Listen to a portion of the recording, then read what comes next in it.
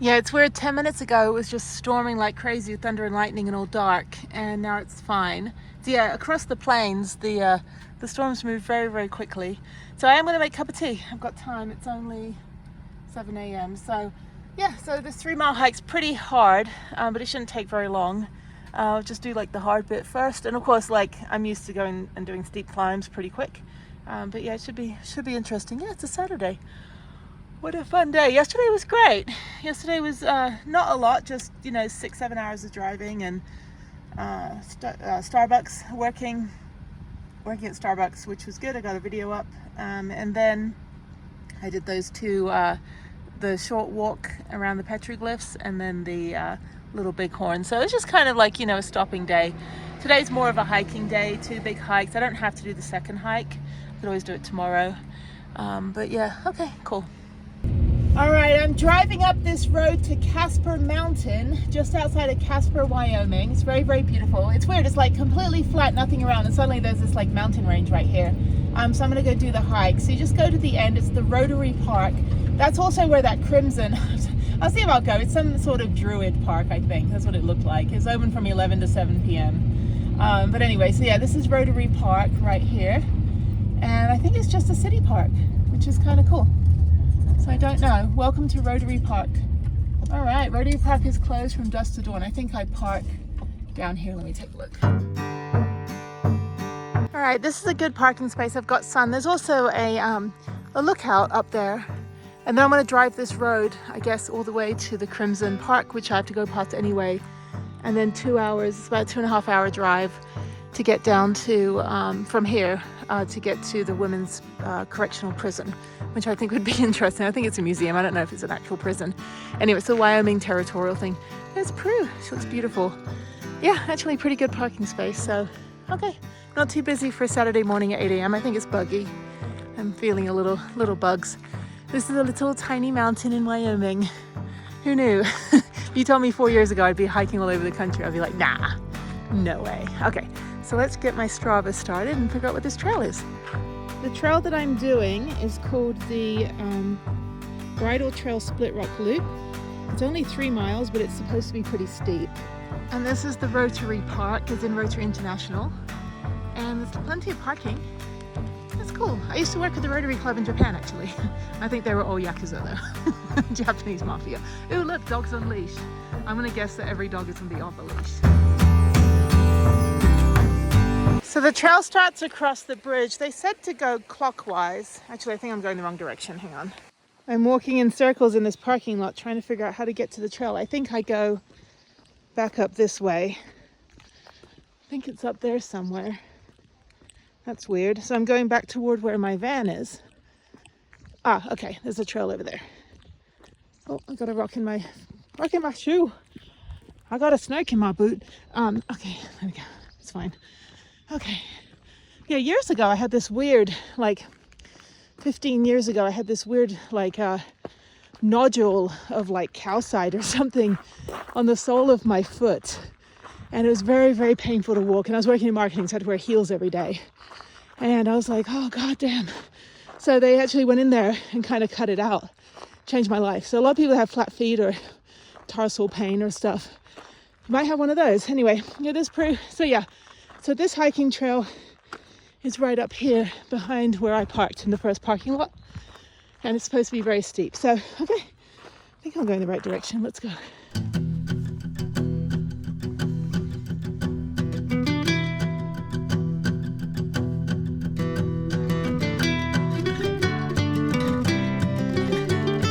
Okay, I'm about 0.6 miles up, and that was very, very steep.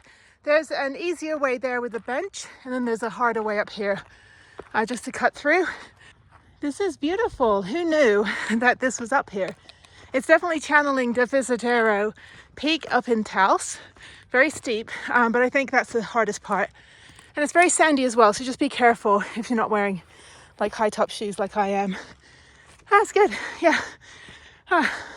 That'll wake you up in the morning. Okay, so just up and onward. I'm about a quarter way on the loop.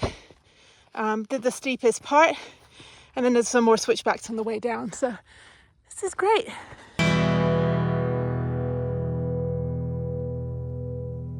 And by the way, this is about 1,000-foot elevation gain. So I was at like 5,800 and now I'm at 7,100, which is great. This is so pretty. Wow. CASPER, Wyoming. If you're driving the cold way back to Texas from wherever, you can go the 90 to the 25. And this is just straight down the 25 south of Buffalo, Wyoming. It's much better than going Salt Lake City, Grand Junction, and then through the west side of Colorado. It's too hot this time of year. This side is great. Oh, there's a car. Holy crap. What's that doing down there? It looks like it's from like the 1950s. That's crazy. I guess they drove off the road. I guess there was a road here at some point. Yep. It's not very reassuring. Yeah, there's the car. Well, the rockfall has filled it in.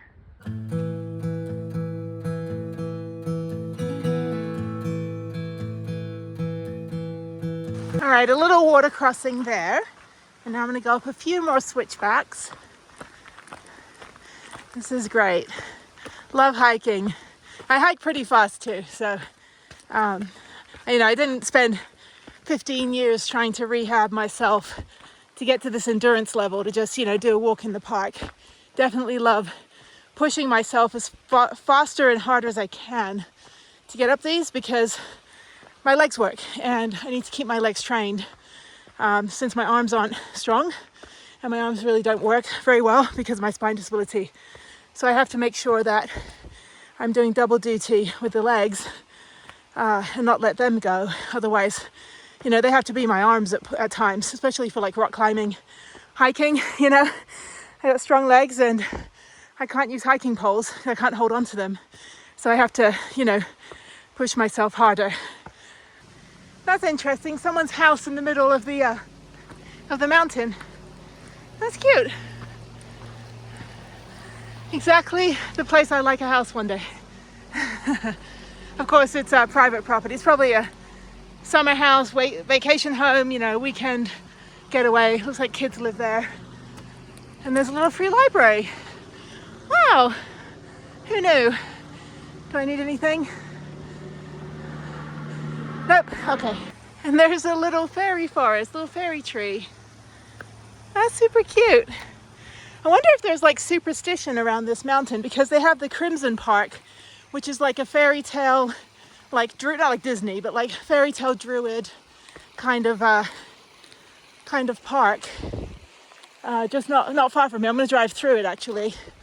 But yeah, when I was there's like all these little fairies. How cute. Yeah, I gotta look into what the history of this mountain is. And there's a little deck for barbecuing and a slack line. This is fun. This is like my total adventure home. And then up here, and there's a mailbox. Let's see. Bridal trail users. The garden on your right, okay, here we go. Let me see if I can read this. The garden on your right represents a memorial garden created by this private property owner to remember, memorialize, and honor children who lost their lives prematurely. The items in this memorial garden are not merely simple garden trinkets. Each one represents the life of a child that has been lost.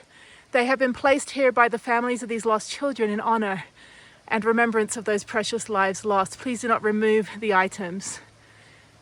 That's fantastic. They do that in Japan. They'll put bibs on Buddhist statues, to help the children. I don't know, it's kind of a morbid version of it. I won't get into Japanese folklore, but anyway, what a nice remembrance in such a beautiful, pretty place. So that's why they have kids' toys. They've got another, I don't know if this is trash or if the table was left there that way, but yeah, there's a lot of children's toys back there. Now I'm walking up a semi-paved road. It's probably going to take me onto another trail, Bridal Trail. Please stay on trail, private land. Well, that's nice that they open their land up so you can at least do the loop. I'm towards the top of the trail. Going to go up a little bit further. CASPER, Wyoming. Worst drivers I've met so far. They kind of just do their thing, but really sweet people. Okay, here's me. Here's a rock. And this is great. Oh, this is beautiful. This is just like smack in the middle of Casper. So all this nothingness around me, all the 55,000 people, and we're on this, oh, here's the overlook. Oh wow, not busy at all, just the one entitled Pet Parent. But this is the overlook. I'll try looking there and not at you. This is gorgeous. Let me get a blue sky. There we go. Look at that, how pretty. Okay, ooh, a couple bugs. Beautiful, gorgeous day. I'm glad it rained last night. A lot. It actually rained this morning where I was. Just kind of impacts it a little better. There's some social trails, don't go on those. Stay on the regular trail. People probably do that because this is very sandy. If you're in running shoes, your shoes will be filling up with sand within 2 minutes. All right, up and onward, and I'm probably about almost halfway. It's only 3.1 miles, which is easy, and that was the hardest bit to get up that, that incline. And this is great. Okay, all right, let's keep going.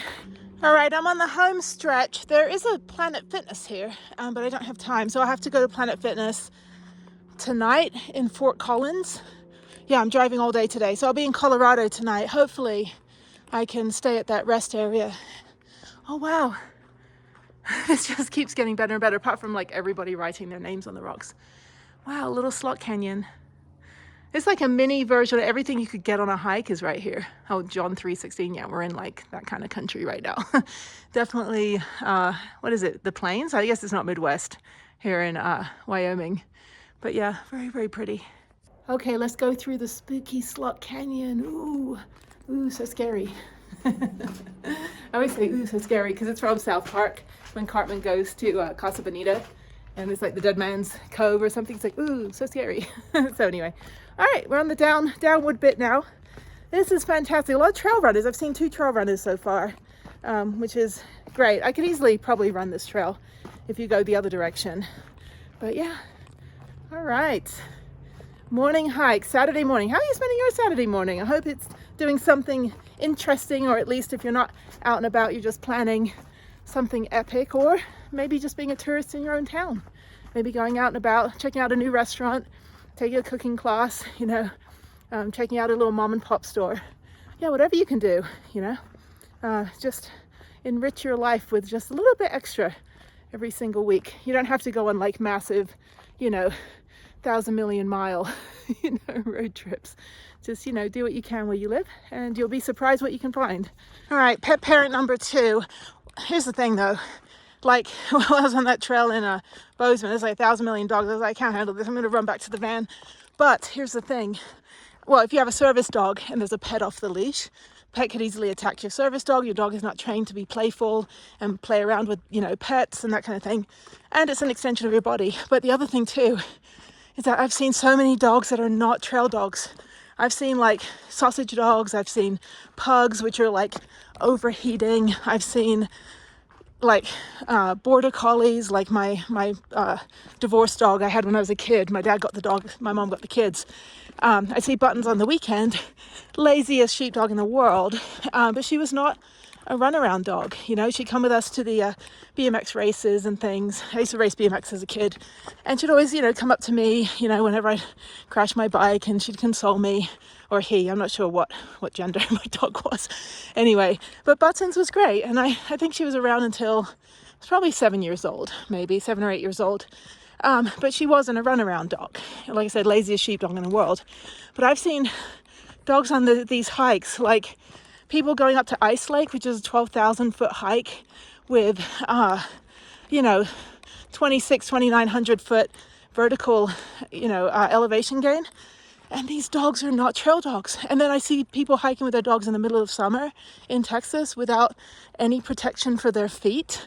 I mean, one of my friend's wife was a veterinarian, and she was an oncologist, and all she did was treat dogs that had cancer because their owners smoked, and every single one came from a smoking home. And these dogs just had the worst, like lung cancer, throat cancer. I mean, it's really, I mean, I get it, be a pet parent, but don't disregard the needs of your animal. They can't tell you if they're hot. They can't tell you if they're in pain or thirsty, But it's like, if you want to treat your dog like a human, you know, and think they have the human rights, then give them, you know, the dignity and treat them properly. I just see it all the time. I see people trying to carry their dogs down the trail because their dog got injured or tired. You know, it's just, for me, it's like, you know, I have some friends that have, you know, animals, and they're great. But the strangers, the locals especially, that don't put their dogs on leash, think they own the mountain. But yeah, and then you see tourists, you know, even if your dog's on a leash and it's not a trail dog, oh god damn, I just see like animals that are like, these are not, you know, I saw like a couple pit bulls one time in Texas, and the ranger, when I told the ranger, I said, there's some pit bulls, like they came at me. This is in Tyler State Park. The ranger was like, he's like, ma'am, you know what I'll do? I just shoot him. You know, he had no problem with taking out a pit bull if they came up to him. He said, yeah, he deals with like a lot of these redneck, you know, pickup truck, ATV driving, barbecuing locals from like the North Dallas area. He's like, yeah, they bring their aggressive dogs to the state park. They don't put them on leashes. These dogs start attacking the wildlife, and you can't, you know, calm one of those dogs down or muzzle them. He just, you know, he's like, well, that's why I carry a gun. I was like, great, you can take care of that for me then, because I'm not going to touch any of that stuff.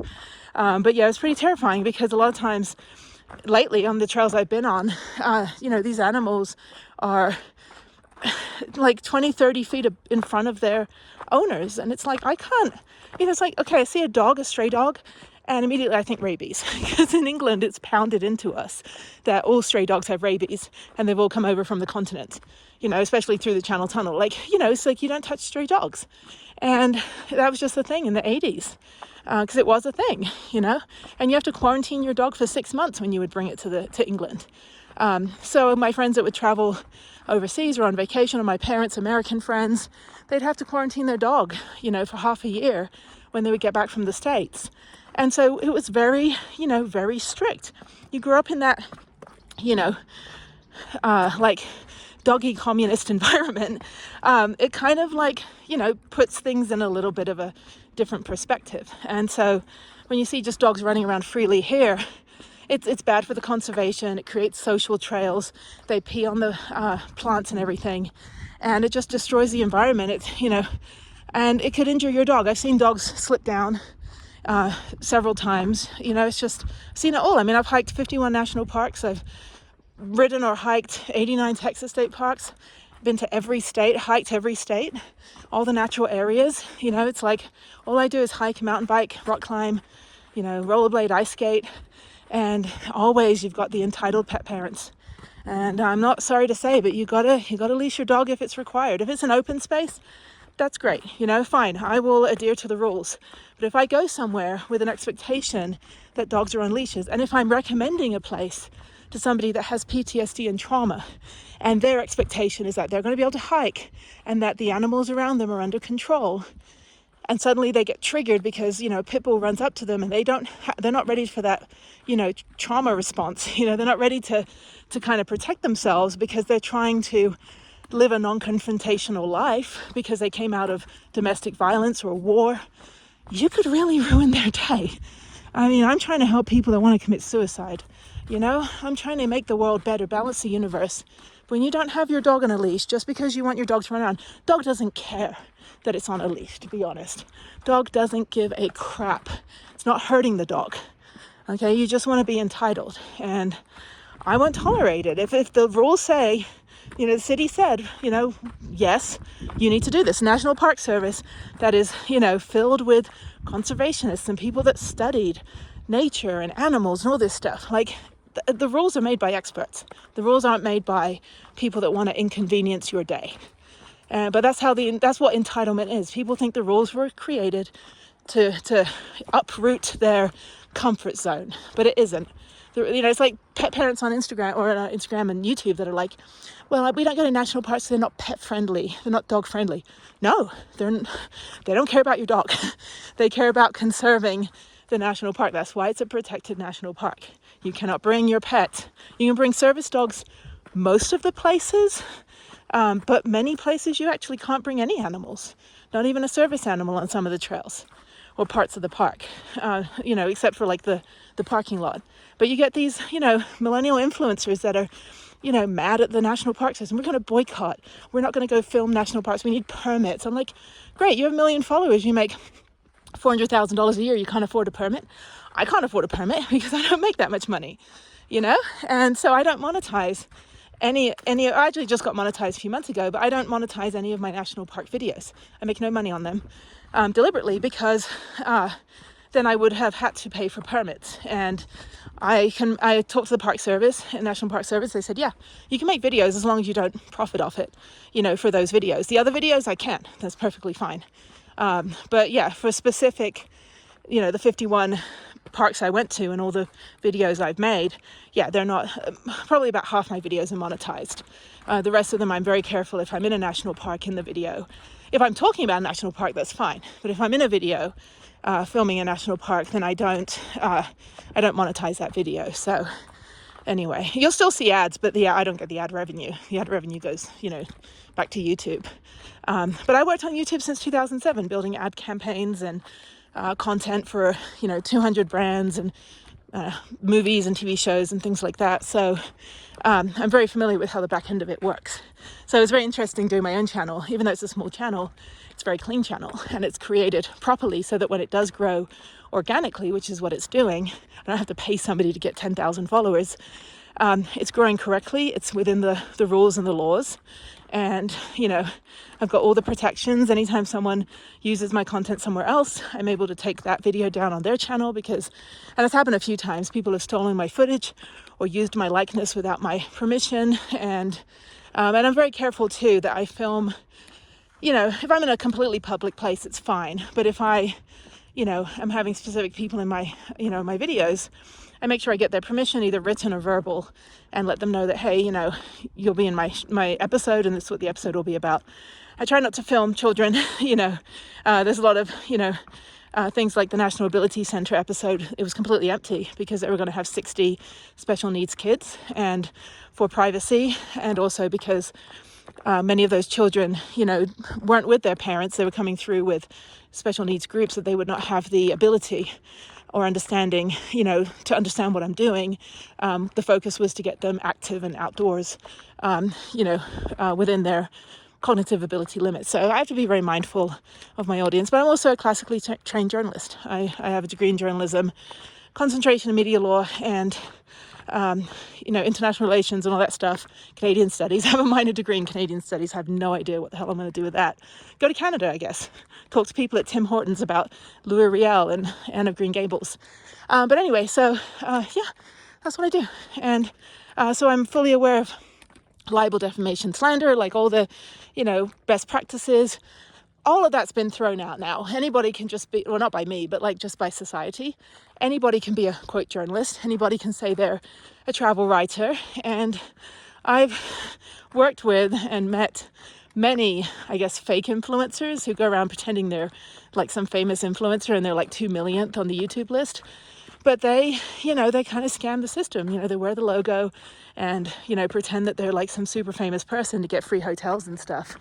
And it's very frustrating because it dilutes the integrity of the craft. We're no longer the watchdog of government. We're no longer the fourth branch of government. You know, we're just as bad in terms of sensational news and stuff. That's why I got out of news. That's why I decided just to make content about nature and outdoors and food and culture and kind of like, you know, not be a news reporter anymore.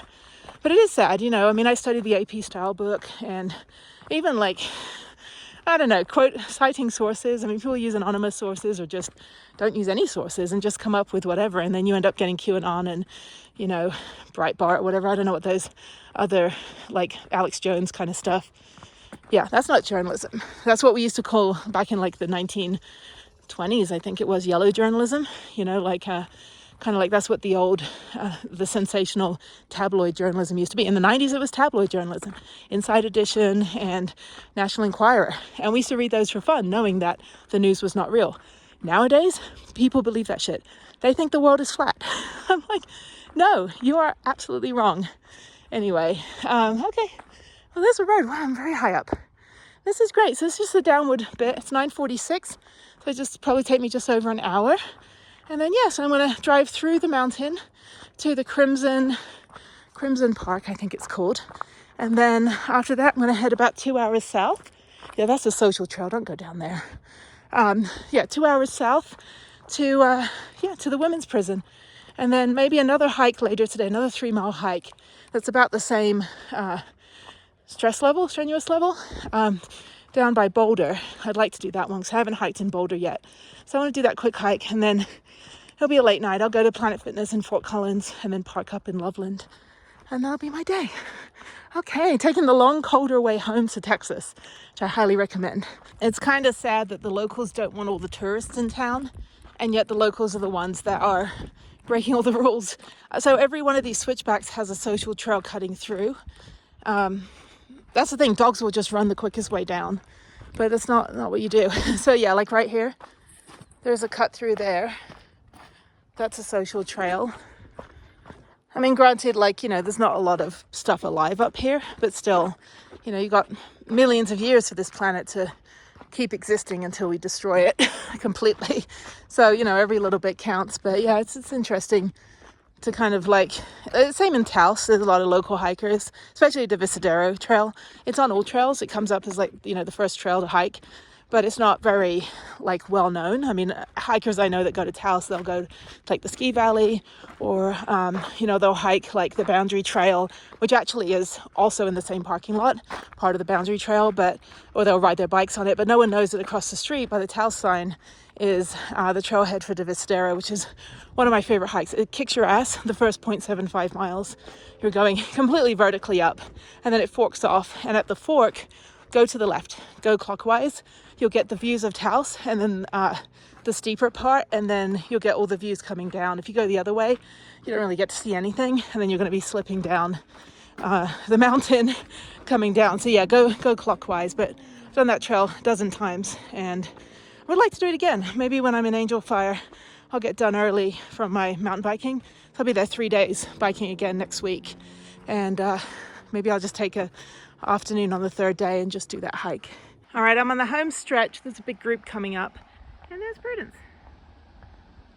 There's my girl getting sun. Okay, I'm not sure how I drive through the park. Maybe there's another road, have to see. But yeah, they're going up there. Again, don't go down the social trails. Stay on the regular trail. They're going that way. Where are they going? Is that even the way to go? I think they're coming up. They're going a different way.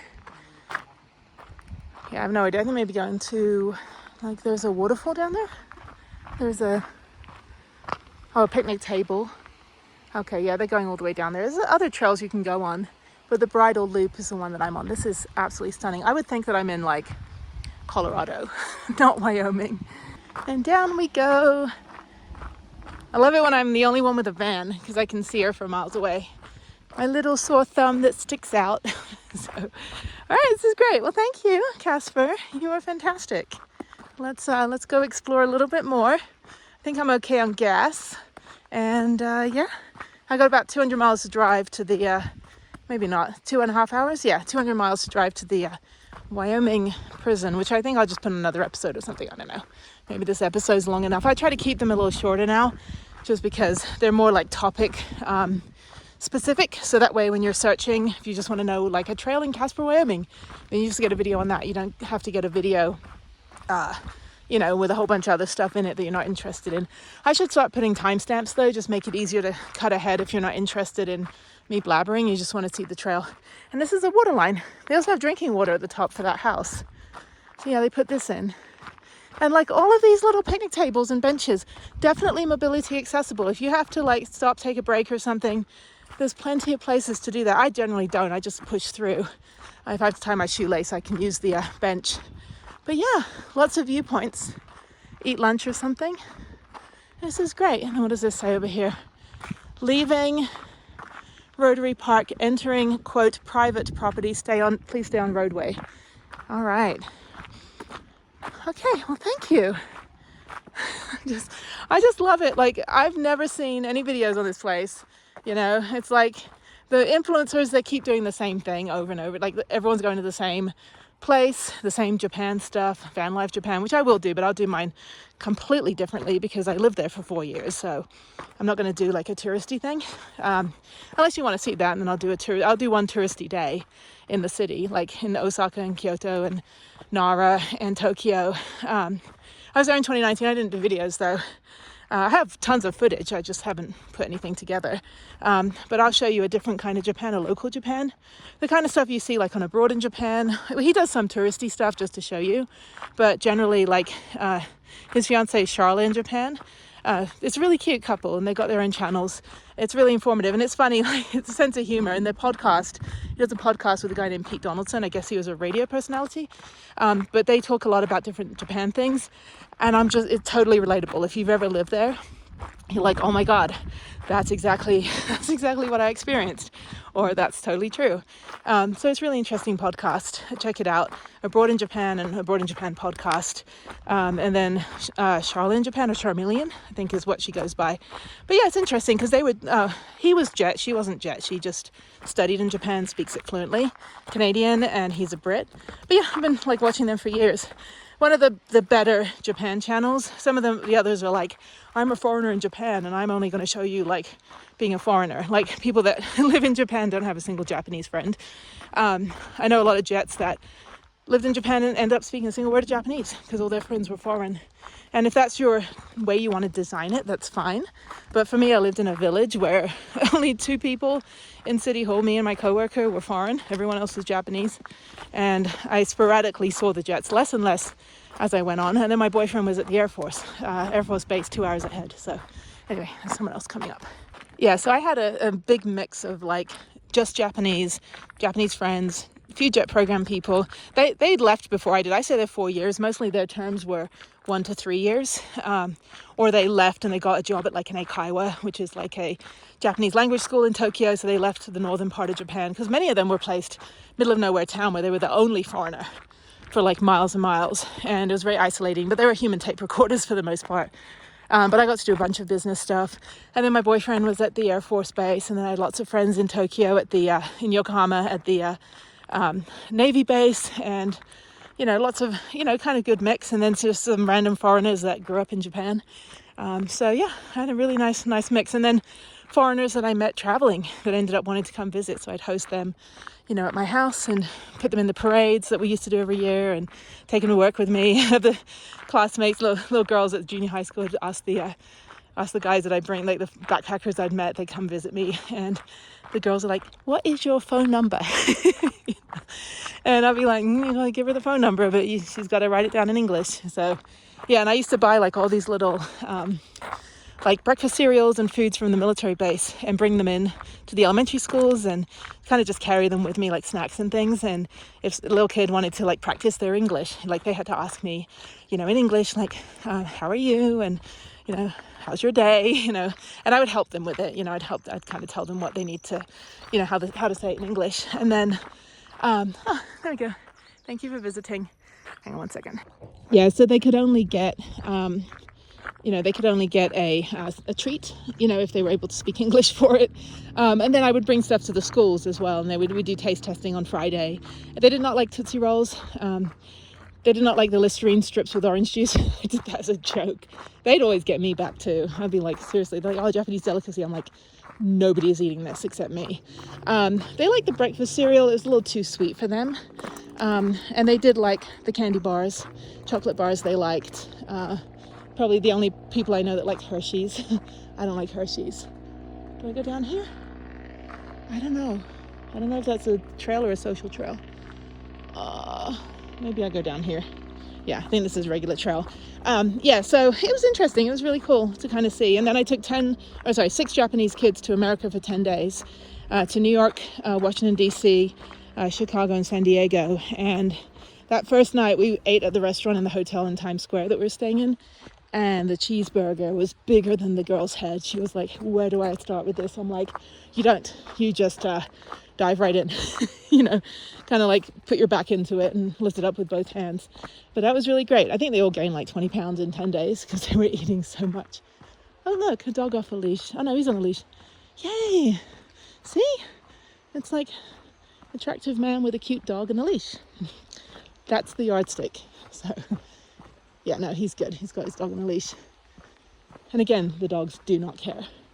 All right, I think I'm at the top. Now let's go down here. That's great. Oh my God, I'm so happy I did this trail.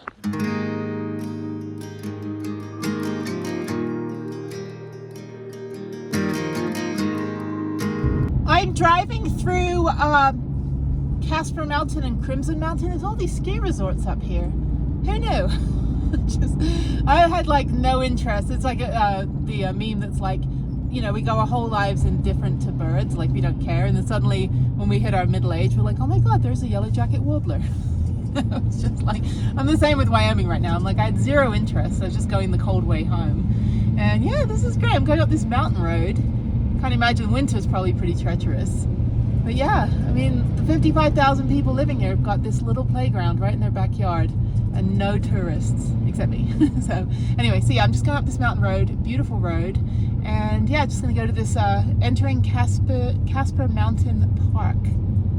This is beautiful. This looks like Flagstaff or something. This does not look like Wyoming. Oh my God. Okay, so yeah, I just got about a mile to go to this little park up here. I don't know, I just found it. They had a website and everything. So let's go check it out, and then I will, yeah, then head on. So I thought I was done with long dirt roads, and I'm on another long dirt road, just a mile and a half till I get to this park. It's probably closed. The campgrounds are closed up here for some reason, but people are still up here hiking. There's lots of trailheads. This road's not too bad. It was very bumpy. Everything kind of fell off my shelf down the back way there. Oh, this guy needs to slow down. Do not need another rock chip in my freaking window. Anyway, locals, you know, own the mountain. Okay, so yeah, just go down here. I guess it's up here. I don't know why I'm coming here. I just thought it'd be interesting. I probably should have just ridden my bike up here. That would have been better. But anyway, okay. And yeah, it's 63 degrees, but it feels really warm outside. But yeah, this is, I don't know, Crimson Park or something. And then going on to the prison museum. This is called the Crimson Dawn Park. The museum opens at 11. It's 10:35 right now. So I got a little bit of time. And yeah, let's just go down this dirt road. Somebody behind me. This is cool. Who knew? Yeah, there's supposed to be a museum around here. Let me go walk around. I think the park up there is up there. So let me go check it out. Museum opens at 11. Let me see what the website says. Okay, so here is the website. Crimson Dawn Park. Welcome. There's people dressed as druids. And CASPER Mountain, I guess it's welcomes you to the enchanted world of Neil Forsling's creative and inspirational legacy. I guess it's an artist. And seasonal access. Park hours are 11 a.m. to 7 p.m. Museum is 11 to 7, Saturday and Sunday. Well, today's Saturday. But it's not 11 yet. I've still got 20 minutes. I don't know if I want to sit here for 20 minutes. They're walking up to there. This says Crimson Dawn over there. Wonder if maybe somebody's here already. Free admission, donations appreciated. So yeah, and then there's a rabbit for some reason. Enjoy the enjoyment and safety. We ask that there be no glass containers. Okay, there we go. No glass containers, no open fires, no smoking, alcohol, off-road vehicles, or unleashed pets in the park. Ha! Anyway, they looked at my license plate. Oh, Texan. I'm like, you know what? That's right. I mess with Texas. All right, let me go walk around at least for a minute, and then I need to get going. I got to drive like 2 hours down to this other museum, and I want to do that other hike, so I don't want to spend too long here. I didn't think I'd be done this early, but yeah, that road is a little gnarly. Yeah, I think this is like an artist's like private land, and there's like restrooms over there. There's a little museum closed. Yeah, I don't know. I'm not gonna stick around. Anyway, but there it is behind me. If you're interested. Very, very pretty though. Absolutely stunning. Who knew that, like I said, CASPER, Wyoming, but there's the museum. The museum is this way. Yeah, I guess there's like fairies and fireflies. There's like little fairies in each of these little jars, which is kind of cool. Butterflies, yeah, little fairies, you see. I don't know why there's superstition up here. There's little like toadstools. A shame it's not open. I think it would have been interesting. I think it's just an artist studio. But really cute. Okay, let me get some pictures and I'm gonna head on my way.